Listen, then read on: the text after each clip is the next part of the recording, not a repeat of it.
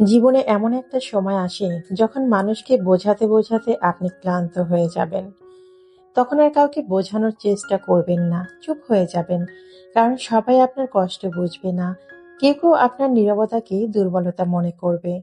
মনে রাখবেন, আপনি যতই ভালো হন, কিছু মানুষের কাছে আপনি কখনোই যথেষ্ট হবেন না। তাই সবার মন জেতার চেষ্টা করবেন না। নিজের মনটাকে শান্ত রাখুন। যে মানুষটা আপনার মূল্য বোঝে না, তার কাছে নিজের মূল্য প্রমাণ করতে যাবেন না। যে আপনাকে ছেড়ে চলে যেতে চায়, তাকে ধরে রাখবেন না। কারণ জোর করে কাউকে হয়তো জীবনে ধরে রাখা যায়, কিন্তু তার মনে জায়গা করে নেওয়া যায় না।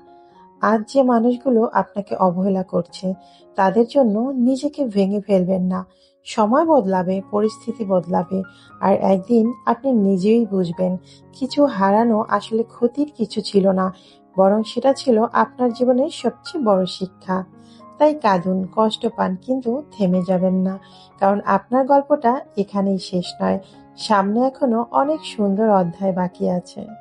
সুপ্রিয় দর্শক, আসসালামু আলাইকুম। আমি লাকি, ঢাকা থেকে বলছি। লাকিস মিনি ওয়ার্ল্ডের পক্ষ থেকে আপনাদের সবাইকে শুভেচ্ছা জানাচ্ছি। কাছে কিংবা দূরে, দেশ এবং দেশের বাহিরে, যে যেখান থেকে আমার আজকের ভিডিওটি দেখছেন কিংবা দেখছেন না, আশা করছি আল্লাহ পাকের অশেষ রহমতে আপনারা সবাই খুব ভালো আছেন। আমিও আলহামদুলিল্লাহ আল্লাহ পাকের অশেষ রহমতে বেশ ভালোই আছি। চলে এলাম আজকে নতুন আরেকটি দিনের গল্প, কথা এবং কাজ নিয়ে। কেমন আছে আমার সমস্ত ভাই আপুরা? আই হোপ সবাই ভালো আছেন, সুস্থ আছেন এবং নিরাপদেই আছেন। আজকের ভিডিওটি সকাল থেকেই শুরু করেছি। তবে হ্যাঁ, প্রথমে যে ফুটেজটুকু দেখেছেন সেটা ছিল গতকাল বিকেলে। আমি আমার ছাদ বাগানের জন্য এবং বারান্দার জন্য বেশ কিছু গাছ নিয়ে এসেছি। বর্ষার কারণে অনেক গাছ নষ্ট হয়ে গেছে, আর বর্ষার সিজনে তেমন একটা কিন্তু কোনো ফুল গাছ নেই, খুব কম। আর এখন যেহেতু বর্ষার সিজন, তাই ভেবেছি ইনডোর প্লান্টের জন্য কিছু গাছ নিয়ে আসি। কারণ আমার অনেকগুলো টব ফাঁকা পড়ে আছে, তো সেই কারণেই কিন্তু ইনডোরের অনেকগুলো গাছ এনেছি। আর সেই সাথে বেশ কিছু ফুল গাছও এনেছি। তো যাই হোক, সেই গাছগুলি আপনাদের সঙ্গে প্রথমে শেয়ার করেছি। এরপর শুরু করেছি আজকে সকালে নাস্তার পর্ব থেকে। তো সকালের নাস্তায় আজকে খিচুড়ি রান্না করেছি, আর সেই সাথে ডিম ভাজি করেছি। মাঝে মাঝে যখন আলসেমি খুব বেশি লাগে, তখনই কিন্তু আমি খিচুড়িটা রান্না করি। তবে আমার মেয়ে একদমই খিচুড়ি খেতে পছন্দ করে না।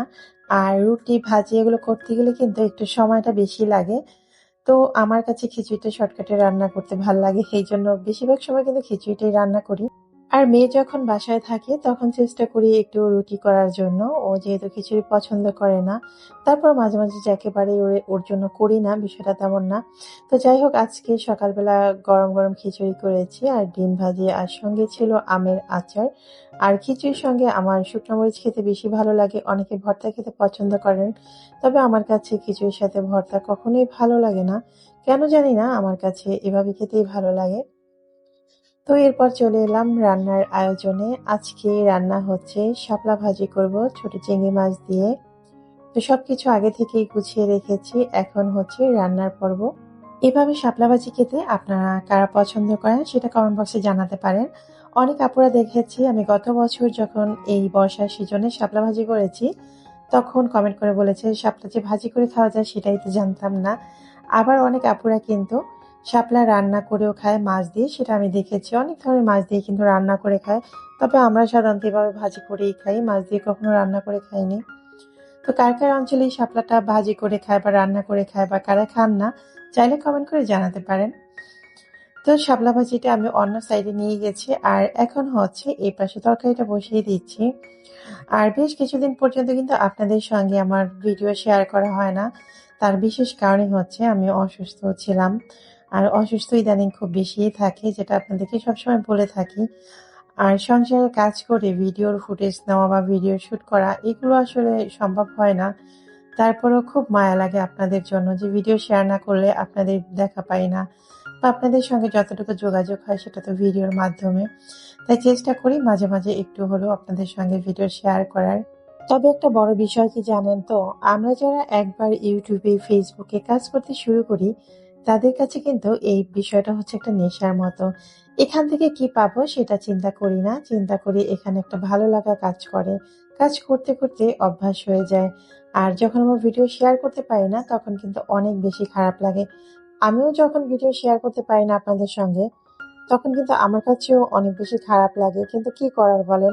মনের চাহিদার থেকে শরীরের চাহিদা কিন্তু অনেক বেশি। মানে শরীরের সুস্থতার কথা বলছি।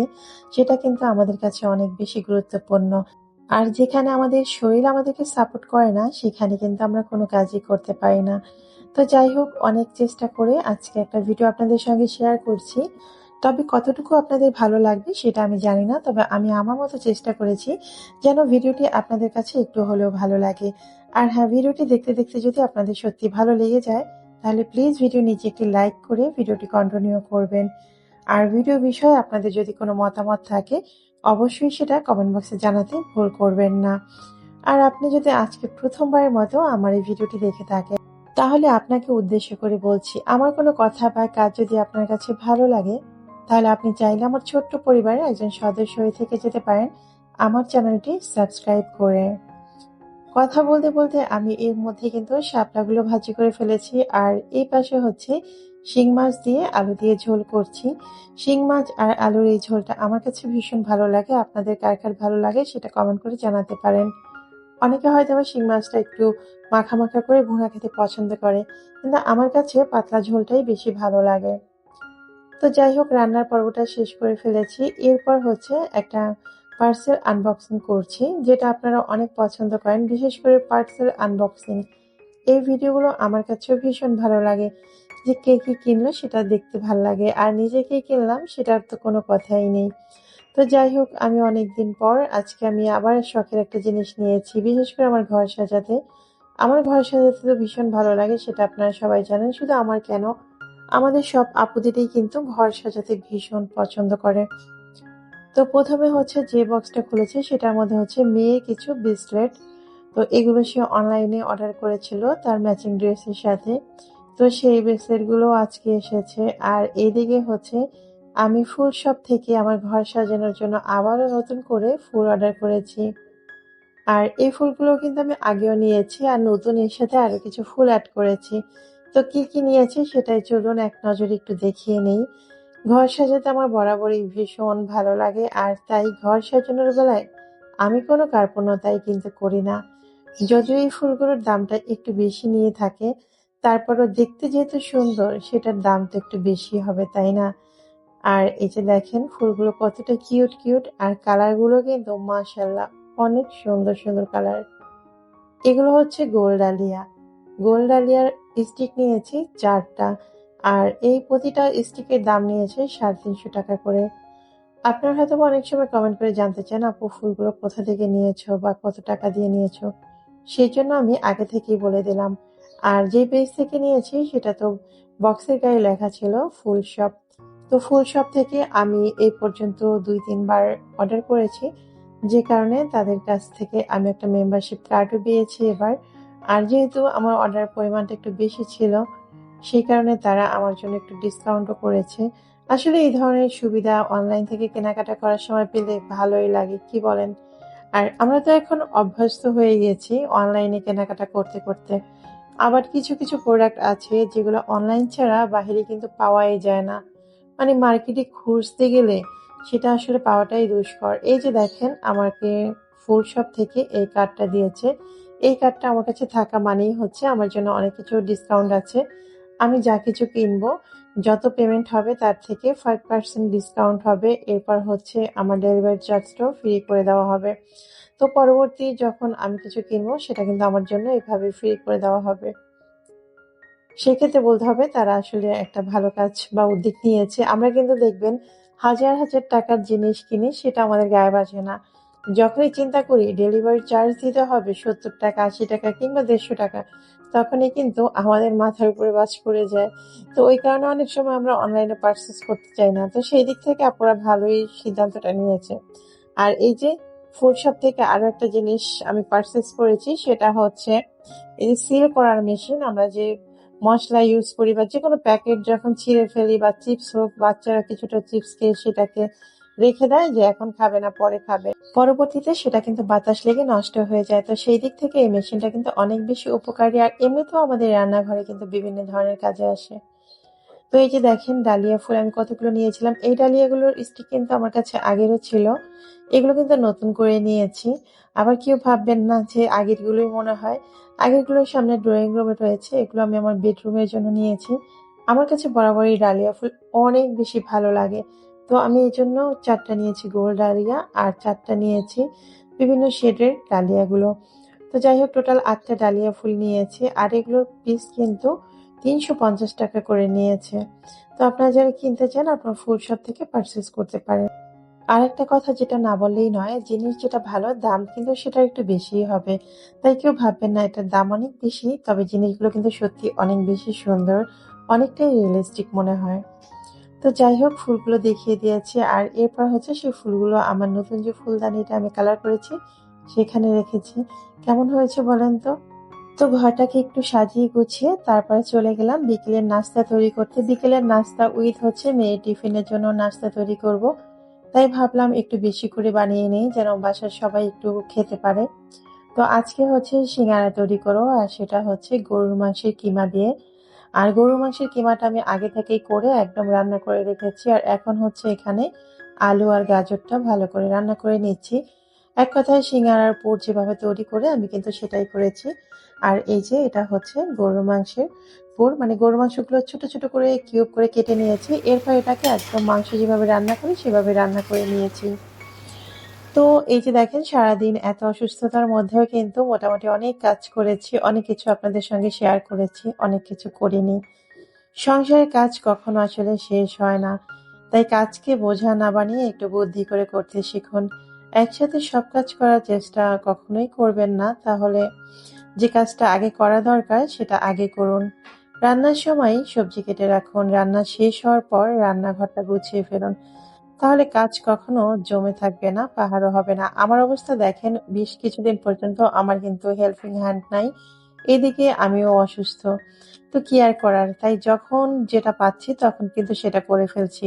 বিশেষ করে কিচেনের কাজগুলো। এটা কিন্তু আমাদের মহিলাদের সবথেকে বেশি প্রাধান্য দেওয়ার কাজ। আর কিচেন পরিষ্কার থাকলে মনে হবে আপনার বাসায় সব কাজ শেষ হয়ে গেছে। এই কারণে আমি যখন রান্না করি, রান্নার পাশাপাশি যে প্লেট বাটিগুলো জমে, সেগুলো কিন্তু ক্লিন করে ফেলি। আর এখন ভাবছি হেল্পিং হ্যান্ড দিয়ে আমি আগে প্লেট বাটি ক্লিন করাতাম। এখন থেকে আর সেটা করব না। কারণ তাদের কাজ আমার কাছে আসলে ভালো লাগে না। আর সে যে কাজটা করে যায় সেটা আমাকে আবার রিপিট করে করতে হয়। তার থেকে কি দরকার? তার টাকাও বেঁচে যাবে আর আমার কাজগুলো আমি নিজে করব, একটু পরিষ্কারভাবে করব। এটার মধ্যেও অনেক ভালো লাগা কাজ করে। যদিও অনেক কষ্ট হবে তারপরও কি করার বলেন তো? প্রতিদিন ঘর একদম ঝকঝকে করার চিন্তা না করে অল্প অল্প করে গুছিয়ে রাখুন। আর একটা কথা মনে রাখবেন, সংসার শুধু একজনের দায়িত্ব নয়, পরিবারের সবাই নিজে নিজের ছোট ছোট কাজগুলো নিজেরা করে। তাহলে একজন মানুষের উপর চাপ কিন্তু অনেকটাই কমে যায়। কিন্তু অনেক সময় আমরা হয়তোবা সেই হেল্পটুকু পাই না। তারপরে কি করার? নিজের কাজটুকু তো নিজেদের করতে হবে। সবচেয়ে গুরুত্বপূর্ণ হলো কাজ করতে গিয়ে নিজের জন্য সময় রাখবেন। কারণ সংসার সামলাতে গিয়ে যদি আপনি নিজেই ক্লান্ত হয়ে পড়েন, তাহলে সেই সংসার সুন্দরভাবে সামলানো কঠিন হয়ে যাবে। আসলে এটা আমাদের সবার ক্ষেত্রেই। আমরা কিন্তু সংসার সামলাতে গিয়ে অনেক সময় নিজেরাই অসুস্থ হয়ে পড়ি।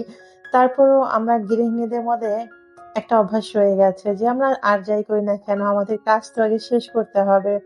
আর কাজগুলো কমপ্লিট করার জন্য আমাদের সুস্থতা অসুস্থতা এগুলো কিন্তু কখনো চিন্তা করি না।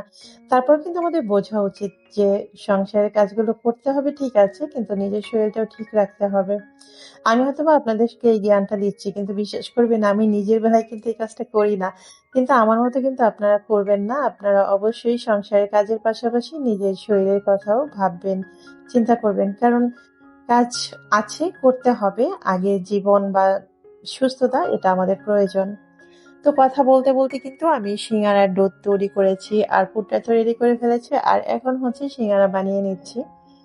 তো খুব সহজেই কিন্তু সিঙ্গারাগুলো বানিয়ে নিচ্ছি এক এক করে। আর এরপর কিছু সিঙ্গারা ফ্রোজেন করব। আর কিছু সিঙ্গারা হচ্ছে বিকেলের জন্য ভাজিও করব। যেহেতু সন্ধ্যার সময় কিছু না কিছু খেতে হয় তাই আজকে ভাবলাম সিঙ্গারাগুলো বানিয়ে নিই আর সেই সাথে হচ্ছে বাচ্চাদেরকেও খেতে দিতে পারবো। আর সন্ধ্যার সময় তো কিছু না কিছু খেতে হয় বাচ্চাদের। আর একসাথে আমি ২ টা কাজ করে ফেললাম। আমার কিন্তু ঝামেলাটাও কমে গেল। তো এভাবেই কিন্তু আমাদের সংসারের কাজগুলো একটু বুদ্ধি করেই করতে হয়। তা না হলে আসলে আমাদের অবস্থা খারাপ হয়ে যাবে। একটা প্রশ্ন আপনাদের সঙ্গে অনেকদিন পর্যন্ত করব করেও করা হচ্ছে না। সেটা হচ্ছে আপনারা অনেকেই দেখি আমার অনেক পুরনো টিপসে কমেন্ট করেন বা ওই ধরনের ভিডিও আরো চান, আপনাদের অনেক হেল্প হয়েছে। তো এইজন্য ভাবছি আপনারা কি চান আমি আমার ভিডিওর মধ্যে আবারও কিছু টিপস শেয়ার করি, যেটা আপনাদের উপকারে আসবে এমন কিছু টিপস। আমি কখনোই উপকার পাবেন না এমন কোনো টিপস শেয়ার করতেও চাই না। কারণ আমি মনে করি যেটা আপনাদের কাজে আসবে বা আপনারা একটু হলেও উপকৃত হবেন এমন কিছুই শেয়ার করতে। যদি আপনারা চান তাহলেই শেয়ার করব।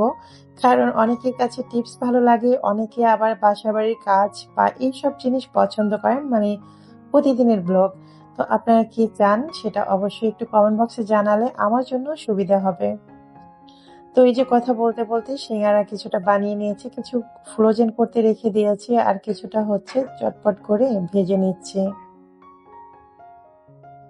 আমার লাস্ট ভিডিওতে অনেক আপুরাই কমেন্ট করেছেন, আমি যদিও কারো ভিডিওর কমেন্টের রিপ্লাই দিতে পারিনি, চেষ্টা করব আজকের মধ্যে সব রিপ্লাইগুলো দিয়ে দেওয়ার জন্য। আমার আপুরা আমার মাছের ঝগড়াটা ভীষণ পছন্দ করেছেন।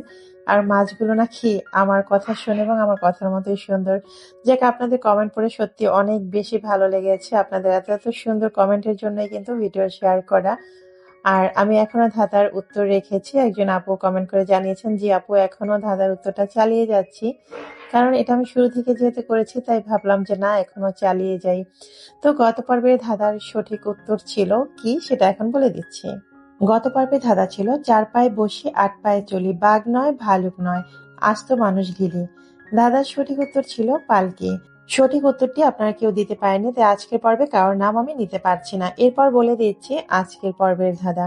আজকের ধাঁধা হচ্ছে, আম নয় জাম নয়, গাছে নাহি ফলে, তবু সবাই তারে ফল নামে বলে। আশা করছি আমার বুদ্ধিমান ভিউয়ার্সরা খুব দ্রুতই কমেন্ট বক্সে সঠিক উত্তরটি জানিয়ে দিবেন। তো সকালবেলা যে প্রথমে আপনাদের যে গাছগুলো দেখিয়েছি দেখেন সেই গাছগুলো কিন্তু আমরা লাগিয়ে ফেলেছি। তো সেটা আর আপনাদের সঙ্গে শেয়ার করিনি, লাগানোর পরে দেখিয়ে দিচ্ছি।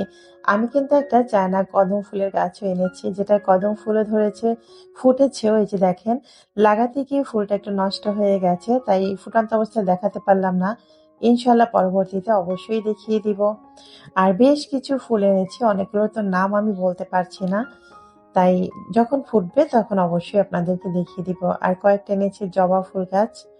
জবা গাছগুলো আবার আপনাদের ভাইয়ের নাকি পছন্দ, তো সে কারণে একটা হচ্ছে ইয়েলো কালারের আর একটা হচ্ছে হালকা পিঙ্ক কালারের মধ্যে জবা ফুল গাছ এনেছি। এই যে দেখেন, আজকে একটা ফুল কিন্তু ফুটেও গেছে, অলরেডি একটা ফুটেছে, আর ইয়েলো কালারটাও কিন্তু একটা ফুটবে এমন অবস্থায়।